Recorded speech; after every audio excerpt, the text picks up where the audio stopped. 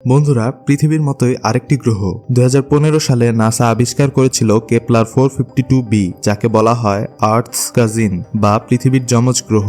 কিন্তু এখানে কি মানুষ বসবাস করতে পারবে, নাকি এলিয়েনরা আগে থেকে এখানে রয়েছে? আসুন জেনে নিই কেপলার 452 এটি কিভাবে আমাদের পৃথিবীর মতো। এটি আমাদের পৃথিবীর মতো একটি হ্যাবিটেবল জোনে রয়েছে এবং এটি একটি সূর্যের মতো নক্ষত্রকে প্রদক্ষিণ করছে। এর কক্ষপথ প্রায় পৃথিবীর মতোই। 385 দিনে এই গ্রহটির 1 বছর সম্পূর্ণ হয়। এখানে তরল পানি থাকার সম্ভাবনা রয়েছে, এই কারণে একে আর্থ 2.0 বলা হয়। কিন্তু এখানে কি মানুষ থাকতে পারবে? কেপলার 452b পৃথিবীর চেয়ে 60% বড়, যার ফলে এর মাধ্যাকর্ষণ অনেক বেশি। যদি আপনি সেখানে যান, আপনার ওজন প্রায় দ্বিগুণ বেড়ে যাবে।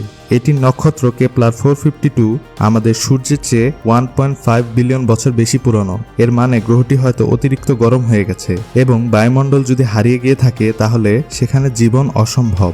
তাহলে কি এখানে এলিয়েন থাকতে পারে? বিজ্ঞানীরা নিশ্চিত না, কিন্তু যদি এখানে আগে প্রাণের বিস্তার হয়ে থাকে, তাহলে হয়তো এখনো কোনো রূপে তারা টিকে থাকতে পারে। আমরা কি কখনো কেপলার 452b তে যেতে পারবো? এই গ্রহটি পৃথিবী থেকে 1400 আলোকবর্ষ দূরে। আমাদের বর্তমান প্রযুক্তিতে সেখানে পৌঁছাতে লক্ষ লক্ষ বছর লেগে যেতে পারে। আপনার কি মনে হয়, এখানে সত্যি প্রাণের অস্তিত্ব থাকতে পারে? কমেন্টে জানান।